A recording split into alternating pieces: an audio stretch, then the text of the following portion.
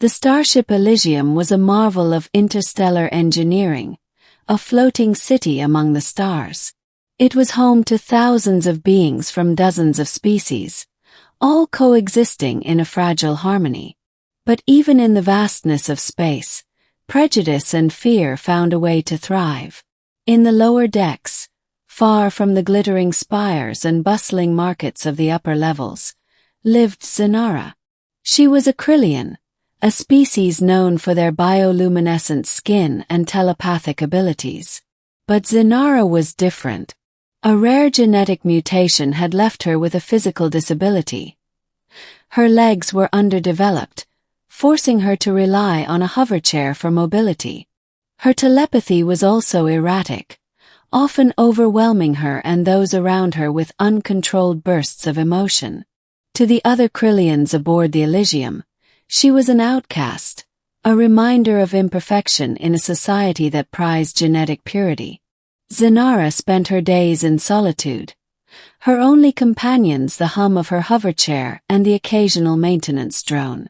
The other Kryllians avoided her, whispering behind her back or outright ignoring her. Even the humans, known for their adaptability and empathy, kept their distance. To them, she was an alien curiosity, something to be pitied but not understood. But one human was different. Lena Carter was a botanist, assigned to the Elysium to study the ship's vast hydroponic gardens.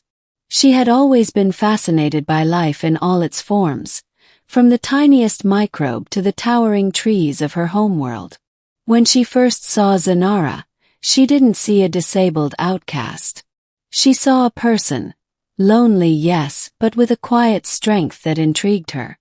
Their first meeting was accidental. Lena had gotten lost in the labyrinthine lower decks while searching for a rare plant specimen. She rounded a corner and nearly collided with Zynara's hoverchair. "Oh, I'm so sorry," Lena said, stepping back. "I didn't see you there." Zynara's bioluminescent skin flickered with surprise. Most humans avoided her, and those who didn't usually stared or asked invasive questions. But this one was different. Her voice was warm, her eyes kind. "It's fine," Zynara replied, her voice soft and hesitant. She wasn't used to speaking aloud. Telepathy was the norm for her species. But her erratic abilities made it risky to initiate a mental connection. Lena smiled. "I'm Lena. I work in the hydroponic gardens. What about you?" Zynara hesitated. No one had ever asked her that before. I don't work. I just exist." Lena's smile faltered, but only for a moment. "Well, that's a shame. You seem like someone who'd have a lot to offer. Do you like plants?" Zynara blinked. "I don't know. I've never really thought about it." "Then let me show you," Lena said, her enthusiasm bubbling over. "The gardens are beautiful this time of cycle. Come with me." Zynara hesitated again. She wanted to say no, to retreat to the safety of her solitude. But something about Lena's warmth drew her in. "Okay," she said quietly. The hydroponic gardens were a riot of color and life, a stark contrast to the sterile gray corridors of the lower decks. Lena led Zynara through rows of towering plants, their leaves shimmering under the artificial sunlight. She pointed out different species, explaining their origins and uses. Zynara listened in silence, her bioluminescent skin glowing faintly with interest. "This one's my favorite," Lena said, stopping in front of a plant with delicate, iridescent flowers. "It's called a star bloom. It's native to my homeworld. They say it only blooms under starlight, but I've managed to coax it into blooming here." Zynara reached out, her slender fingers brushing against the petals. The flowers shimmered at her touch, their colors shifting and swirling. For the first time in years, she felt a spark of joy. "It's beautiful," she whispered. Lena smiled. I'm glad you like it. You're welcome to visit anytime. I could use the company. Zynara looked at her, her glowing eyes wide with surprise. You want me to come back? Of course, Lena said. Why wouldn't I? Zynara didn't have an answer for that. Over the following weeks, Zynara became a regular visitor to the gardens.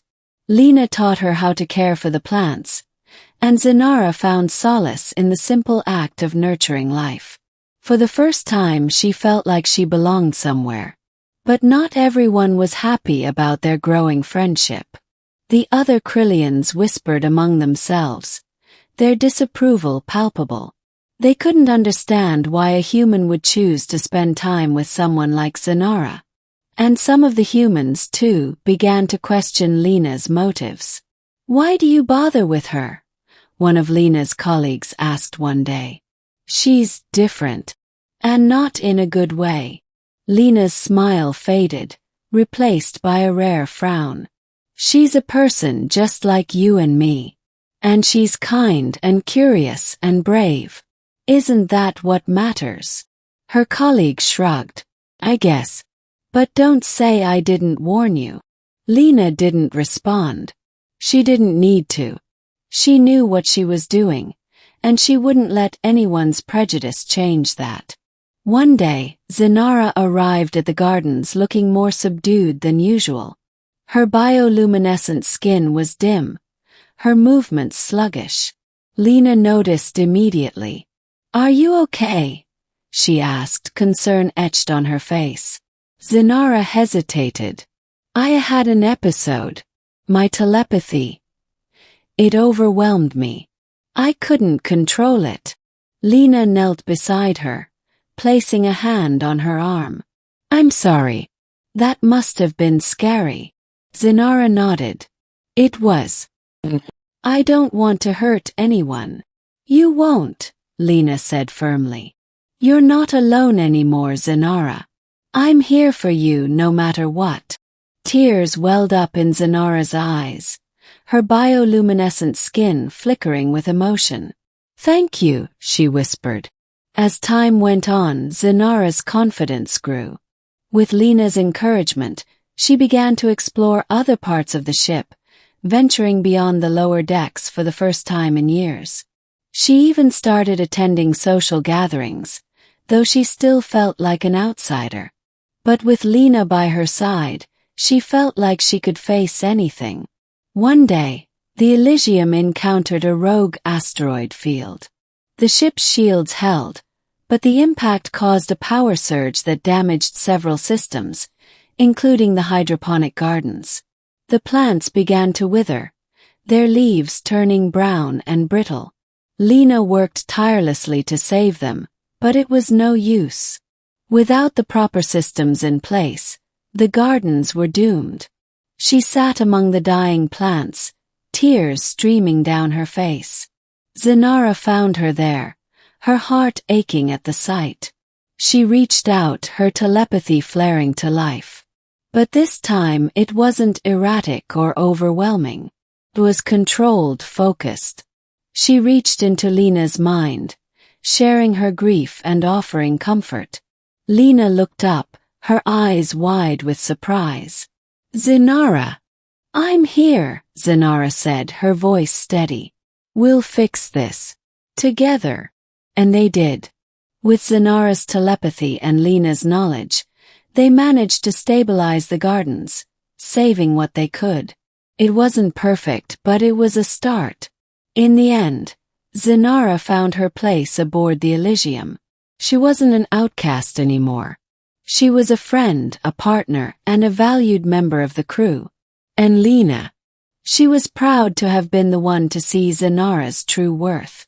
As they stood together in the rejuvenated gardens, watching the star blooms shimmer under the artificial sunlight, Zynara turned to Lena.